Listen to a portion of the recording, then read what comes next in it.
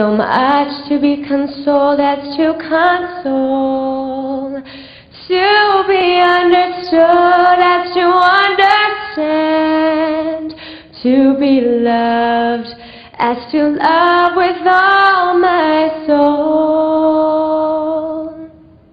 Make me a channel of your peace.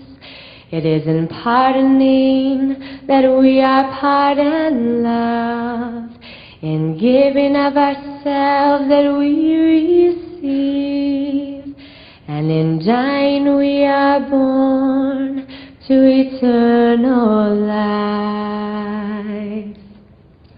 Thank you.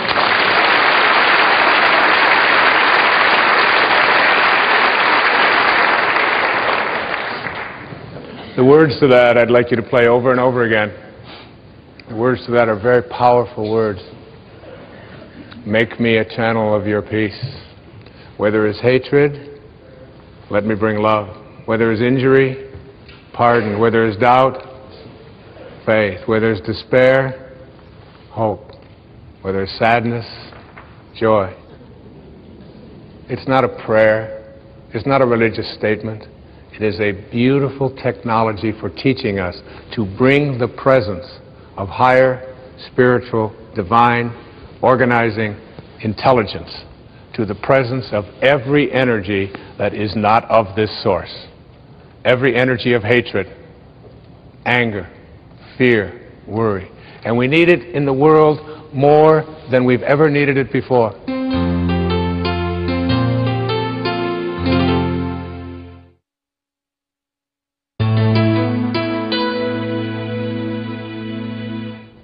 I'd like to suggest to you that when you learn to connect to intention, as I've been discussing here in this program, that something will happen as you go out into the world.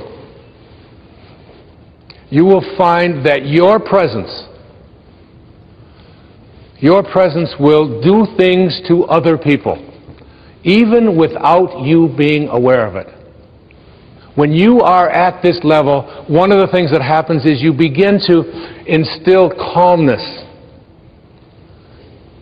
We convince others by our presence, said Walt Whitman. People will feel calmer when they're around you.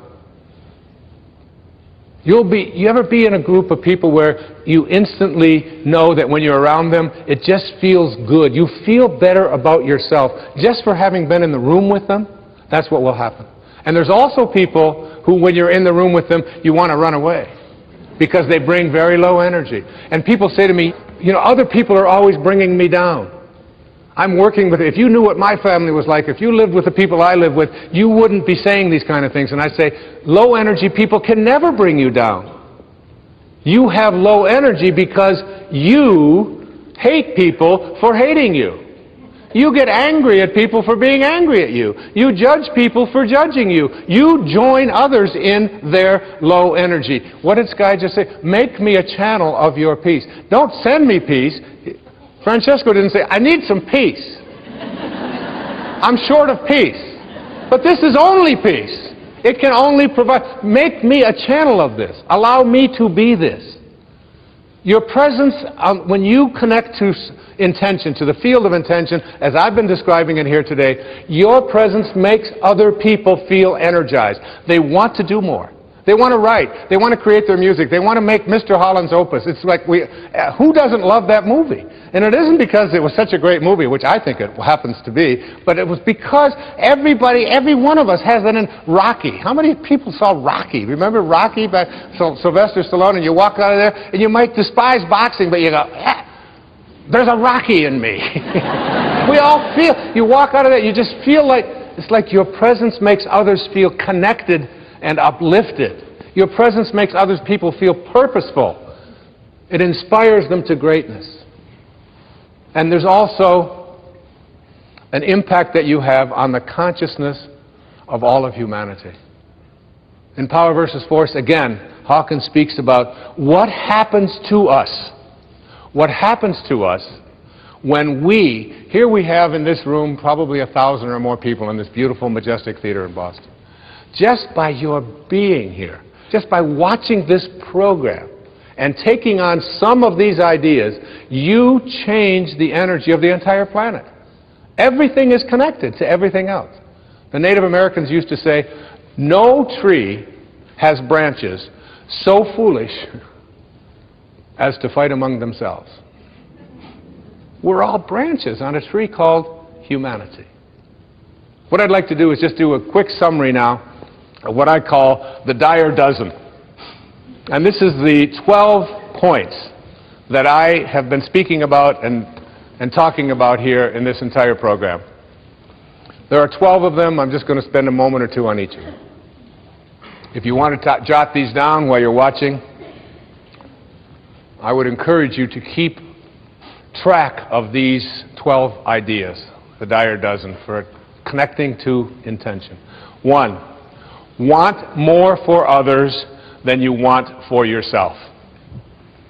Want more for others. Whatever it is that you perceive to be missing, whatever health problems that you may have, whatever addictions you're struggling with, whatever lack of love that you have in your life, whatever lack of peace that you have with your aunts and your uncles or your parents or your in-laws, want the peace that you seek for yourself more for them. Want it more for them. That is how we create this level of consciousness. Secondly, think from the end. Begin to see yourself surrounded by the people and the events and the things that you would like to have. Only see yourself. You're having a problem with an addiction, see yourself as addiction-free. See yourself, if there's a car that you want. My son was perfect at this, Sam's. I mean, he's just so good at this. Because there's a certain car that he wanted. It's yellow. And he didn't just bug me about it every day, which they all do. And all kids will do that. But he saw himself. He got a picture of it. He put it on his computer. It's the background of his computer, this yellow whatever it is. All right? I call it the school bus. I told him I was going to put cab fares on the side of it, but that's what he wanted. Huh? And then he saw him, and then he went down and he drove it. And it was a used car, and he got on the internet, and he just saw himself in it. He couldn't not see himself in it. You know, we call this just persistence and being a pain in the rear end oftentimes, but it's not that at all. What it is young people have this instant knowing and awareness that I can create what I want for myself in my life, and the way that I do it is I act as if it's already here. And almost like they won't be denied it. That's what intention is. It's not that pit bull attitude. It's that awareness that I am thinking from the end. It's already here, because everything that you think is missing from your life is already here. The third of these dozen is to be an appreciator in your life. Be an appreciator. Look for that which is valuable rather than worthless.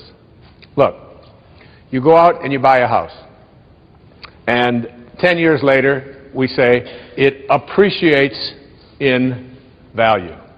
What does that mean? What does it mean that a house appreciates? It is more what? Valuable. It's more same thing with you. If you're an appreciator, you have more value.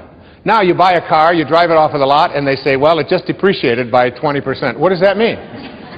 It is not as valuable as it was before. When you depreciate, you take your value away. When you appreciate, you make yourself valuable. What could be more valuable than being connected to Source? 4, stay in rapport with Source energy. Stay in rapport. Your job here is to be in a state of harmony with this. Constantly reminding yourself, is this how my Source thinks? 5, resistance. Understand this about resistance. Every thought that you have that is other than that which you emanated from is resistance. Every unkind thought, every uncreative thought, every thought of judgment, every thought of fear, every thought of depression, every thought of it can't happen, all resistance. So if you say, well, easy for him, he can talk about this, but I can't, that's resistance. You're right, Absolutely. Even if you think all of this is a bunch of nonsense, you're absolutely right. You're absolutely, because for you, that's what you believe. And if you believe that, the universal source will help you to fulfill that belief. Sixth is what I talked about many times in the program. Contemplate yourself as surrounded by the conditions which you want to produce.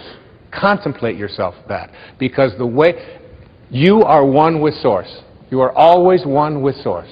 You are one with all of its principles, all of those phases. You are one with it. It can't be anything other than it is. Neither can you. 7, understand the art of allowing. Allowing means taking the path of least resistance. Every time you have a thought that has resistance in it, what you have done is you have created an absence of allowing. You have to almost think like, here I am here, and here's Source. How much energy can I pull from it? How much energy can I pull from it? Are you pulling energy from Source, or are you away from it? Allowing. Allow yourself. 8, practice radical humility. You are not this body that you are in. You are not this mind that you are in. You are not any of the possessions that you have. You are a divine source. 9, be in a constant state of gratitude. Be grateful for everything that shows up. Everything.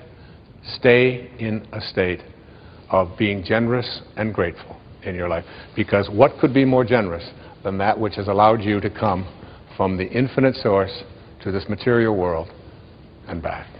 10, keep in mind that you can never resolve a problem by condemning it. Any problem that you have, when you use shame, you are using the lowest energy that's out there in the universe. You cannot shame your way into higher consciousness, into source energy. 11, play the match game. Play the match game. Always ask yourself, am I matched up with the field of intention? And finally, meditate. Make it a practice in your life. Meditation is essential because it is your way of staying connected to Source. What is the only thing in the universe that can't be divided? You cannot divide God. Everything else has an up, down, north, south, east, west, male, female, right, wrong, black, white, alive, dead. Everything comes in dichotomies except for silence. Silence, you cut it in half, what do you get? More silence. Cut it in half again, more silence. Cut Source in half, just more Source. You can't divide it. Meditation. Stay in the gap. I'd like to close out this program on the power of intention with a story that was sent to me by my dear friend, Ellen. It's called Attitude. A 92-year-old, petite, well-poised, and proud lady who's fully dressed each morning by 8 o'clock, 92 years old, with her hair fashionably coiffed and makeup perfectly applied, even though she's legally blind and moved to a nursing home today. Her husband of 70 years recently passed away, making the move necessary. After many hours of waiting patiently in the lobby of this nursing home, she smiled sweetly when she told her room was now ready. As she maneuvered her walker to the elevator, I provided a visual description of her tiny room, including the eyelet sheets that had been hung on the window. "I love it," she stated, with the enthusiasm of an 8-year-old, having just been presented with a new puppy. "But Mrs. Jones, you haven't even seen the room yet." "Just wait." "That doesn't have anything to do with it," she said. "Happiness is something you decide on ahead of time. Whether I like my room or not doesn't depend on how the furniture is arranged. It's how I arrange my mind."